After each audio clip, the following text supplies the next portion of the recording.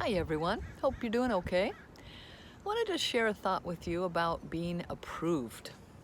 In Washington, D.C., we know there's a lady sitting before a bunch of senators hoping to be approved to be a Supreme Court justice. She'll have to get the approval of man to do that. They'll have to vote for her. But the whole process of being approved by men, that's something I think a lot of people want. They want to be approved by man. They want man's approval. What's important to be accepted by man. And the scripture is real clear about seeking the approval of men or seeking the approval of God. And they don't necessarily have to be on opposite sides of the teeter-totter, but they generally are. You not always can please God and man at the same time. Although Jesus did, he grew in favor with God and man. And so, of course, we know that it's possible. But at the risk of being under the approval of man and losing God's approval, that's where the edge of the razor is. What's important to you? And I wondered what guys in the Bible were actually approved by God. What guys or women or children or people were approved by God?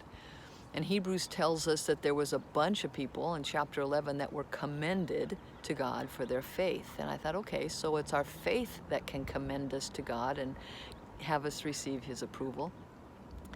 And then I got to thinking about Job, because in Job 1 and in Job 2, God says, hey, have you thought about my servant Job? There's nobody like him.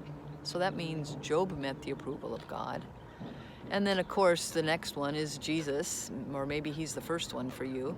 Jesus, God spoke out of heaven to Jesus and said, yep, this is my son in whom I am well pleased. In other words, Jesus met his approval. And I thought, holy smokes, is there hope for us? Can we ever get the God seal of approval? And then I was reminded of a couple verses in Thessalonians and in Timothy. Thessalonians says that we have been approved to share the gospel. So God says, hey, take this message of the gospel. I approve of you sharing it. Go share it. And then in Timothy, he tells Timothy, which is the challenge to us, that we have to work to be workmen approved by God.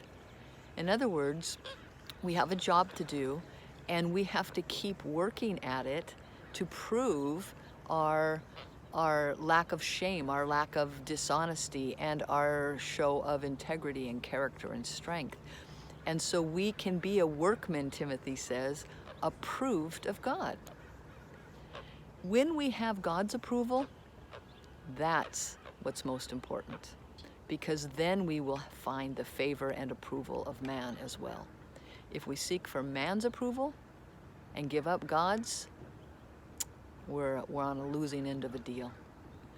So as considerations are in DC for seeking man's approval, I want to suggest that we be under consideration for always striving for God's approval and be workmen, worthy and approved of God.